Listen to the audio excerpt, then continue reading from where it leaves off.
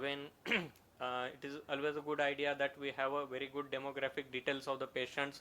There is no confusion about the first twin or second twin.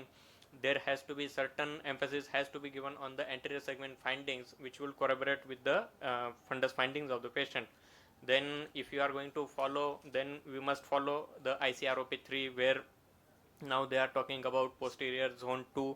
And again, in absence of ROPs, there are certain situations that you won't have ROP in each and every case. So in that case, it is must and most important that we note the extent of vascularization in such cases, and writing no ROP would not be the appropriate thing to be written there. So if you are encountering APROP, so it would be preferable that we mention the zone of APROP also, because the different zones of APROP would have a final or different kind of outcome. The treatment and option will be different. Then there are certain things which may not be covered in the ICROP as well, but if there are certain things which are directly or indirectly related to the patient care and ROP detail, we should not hesitate to put the extra remarks and put these findings in detail.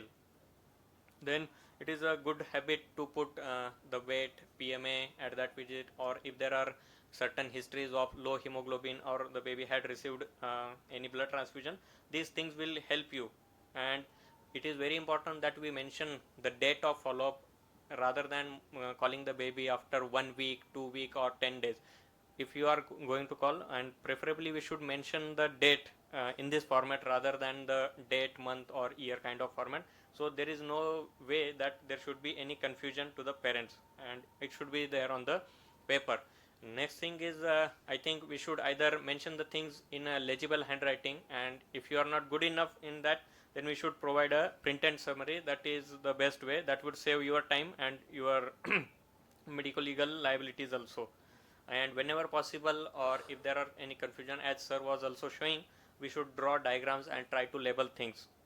And whenever the option is available, we should try to document things with fundus photographs. And again, in the documentation part, we should use the universally accepted abbreviations rather than plain using words like grade of ROP or fundus is normal, optic disc and macula is normal. Such kind of terminologies in medical literature, they would not be good, and in the court of law they are absolutely against you. Certain things like which will put you in trouble is ROP normal. So that's going to be a problem if certain things go wrong and this case goes to the court of law. And again, whenever we are trying to discharge the patient from ROP screening, it is very important to highlight the things to the parent that the baby will need a long-term follow-up, refraction is required, the baby may have a risk of amblyopia, so you will need to come for regular follow-up. That has to be straight up onto the parents and has to be mentioned on your records. Again, it is very important to provide a written summary to the parents and with your registration and everything, the time and date as per the NABH documentation. If you can do it, it is very good thing. And the last thing, actually Dr. Subhadra has been telling us that very often, that it is the miscommunication between the doctor and parents which will ultimately result in a medical legal liabilities. So counseling the parents is partly, or it is equally or sometimes more important than the process of ROP screening itself. So we must take out some time. We may have number of babies waiting for ROP screening, we may have to visit number of NICUs in a one day, but you must address all the queries of the parents. That will be the best thing, that will be prevention for any medical legal things. And having a good communication with your pediatrician, if there are certain things that we are seeing which are unusual in the baby and they may not be related to the eye itself, we must communicate this to the pediatrician who can help us to rectify this. And treatment part, of course, they have been covered well enough that you should treat in terms of ETROP, and laser remains the standard of care for most of the staged ROP cases, and of course for zone 1 disease and TB we can talk about it, but treat in presence of plus disease. And if the treatment is, if at all required, it has to be instituted at least in first 72 hours. We should not delay the treatment. While treating these babies, we should take all the possible take care so that there is no hypothermia or risk of hypoglycemia.